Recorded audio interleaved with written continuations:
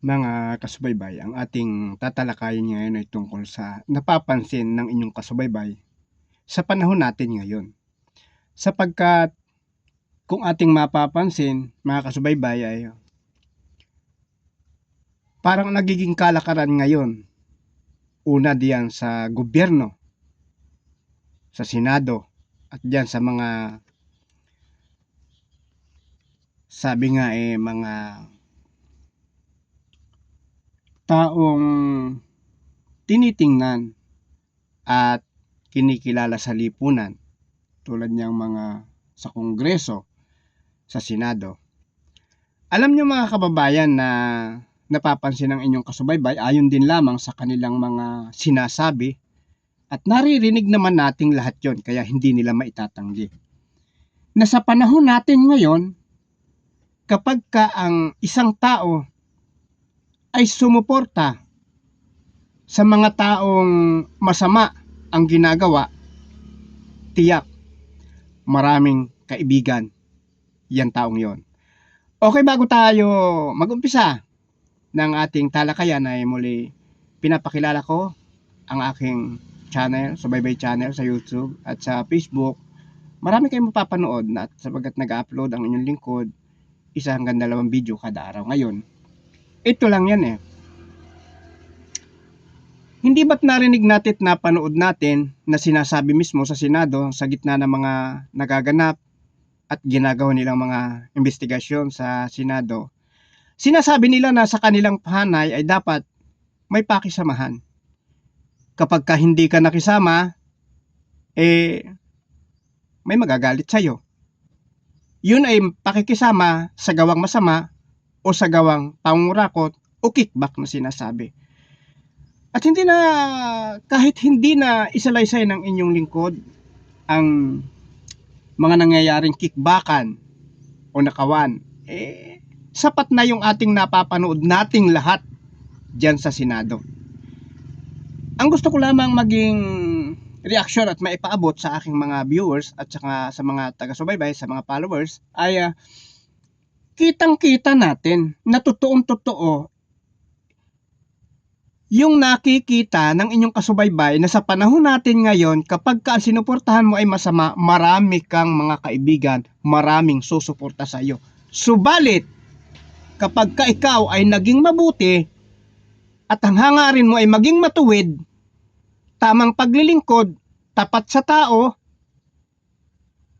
ay maraming magagalit sa iyo. Totoong-totoo yun, mga kasubaybay.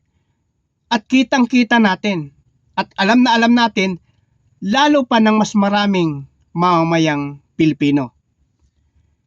Tandaan natin, si Senator Rodante Marcoleta, kitang-kita natin, alam na alam natin na ang gusto ng ating butihing senator ay maging patas ang investigasyon at maging totoo tayo sa harap ng sambayanan para maipahatid natin ang totoong serbisyo, totoong paglilingkod at tamang pag-iimbestiga.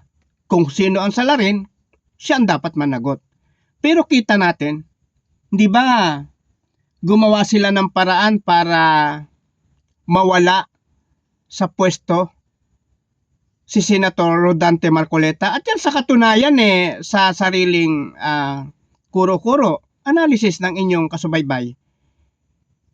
Hindi basta yung ginawa nila o hindi mo masasabing legal yung ginawa nila na pag-aalis kay Senator Rodante Marcoleta dun sa kanyang pwestong nauna. Di ba?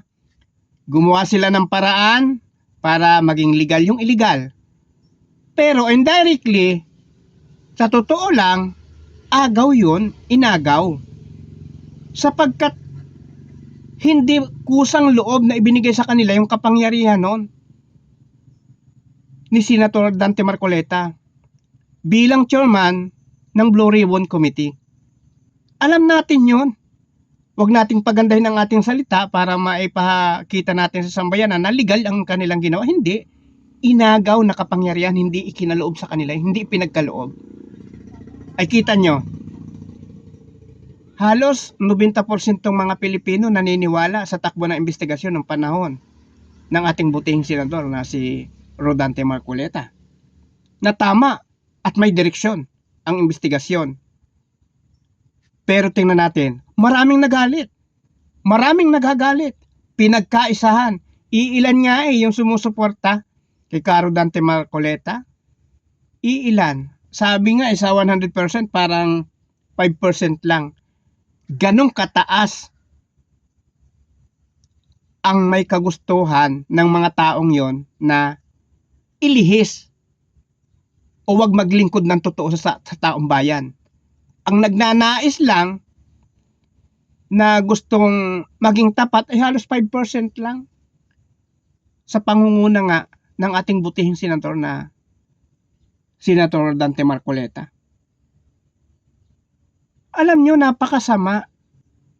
Kaya kung kayo makikisabay pa, makikisang-ayon pa kayo sa gusto ng mas nakararami na yon, wag naman sana. Sana isa tayo sa tumutol. Tayo kasi sa atin sila naglilingkod.